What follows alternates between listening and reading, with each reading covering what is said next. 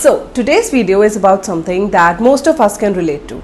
That is fixing our sleeping schedule. If you've ever found yourself staring at the ceiling or scrolling through your phone at 3 a.m., you are not alone. It has happened so many times with me, sleeping at 3 a.m. and waking up at 11 p.m. It is not only frustrating, but it can impact your overall well-being, your health, your energy and your productivity to a huge extent. And so, in this video, I'm going to share with you how I managed to get my sleeping schedule back on track now that I'm in bed by 11 p.m. and up by 7 a.m. First, lighting. So let's talk about a few things that you need to take care of before you go to bed. And one of those is lighting. When blue light or white light reaches your eyes, it prevents your body from producing melatonin and thus your body stays in active mode. First, let's talk about your room.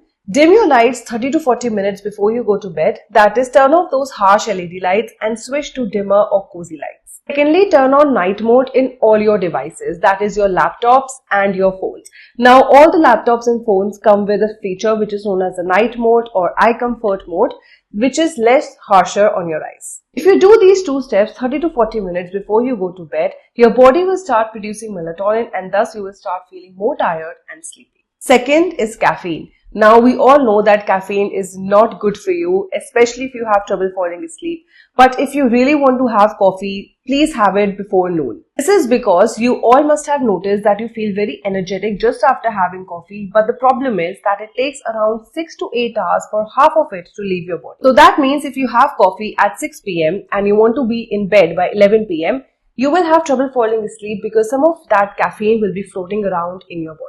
Thus, it is highly recommended to reduce your coffee intake. Now, if you start doing these activities for some days, your body will naturally start feeling sleepy or tired around your bedtime. But there is something that you should not do under any circumstances, and that is pick up your phone before bed. Needless to say, picking up your phone before bed leads to a lack of control of time.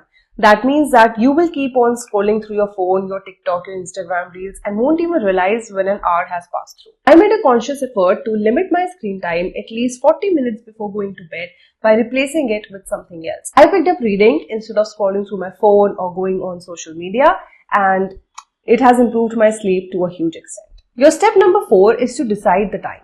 Now, don't pick up 4 a.m. or 5 a.m. just because other influencers tell you to do so, but pick up a time when you know you will be able to wake up on every single day. That is, it gives you enough time to do all your morning activities, whatever you want them to be. My second tip in this is to make this a gradual change. That is, don't try to shift your sleeping schedule drastically. For example, if you have a habit of waking up at 11 a.m., don't think that you will be able to wake up at 6 a.m. Instead, try 9 a.m. or 8 a.m. and then slowly make the change. This will give your body more time to adapt to this change smoothly. Lastly, try to sleep or wake up at the same time every single day.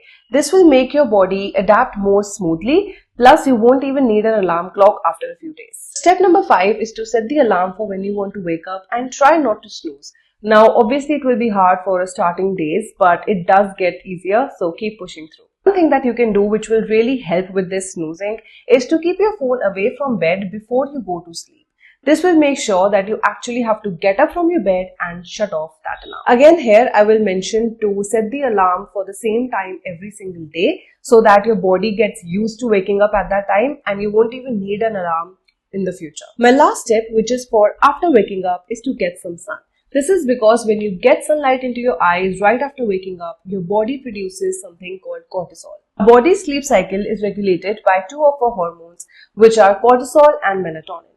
Now, when cortisol levels are up in your body, the melatonin levels go down, and when the melatonin levels are up in your body, the cortisol levels goes down. Also, cortisol is responsible for you feeling awake, and thus its level should be high in the morning and low at night. Melatonin is responsible for you feeling tired. That means its level should be low in the morning and high at night. And thus, when you get sunlight in the morning, it will shoot up your cortisol level and thus you will end up feeling more awake. So either go near a window, stand in the balcony, or you can also go outside for a quick walk. So there you have it. These are the 6 steps that I followed that helped me fix my sleeping schedule, and thus it can help fix yours too. If you've ever struggled with your sleeping schedule or you are struggling with it right now, let me know in the comments down below. And I'll see you in my next video.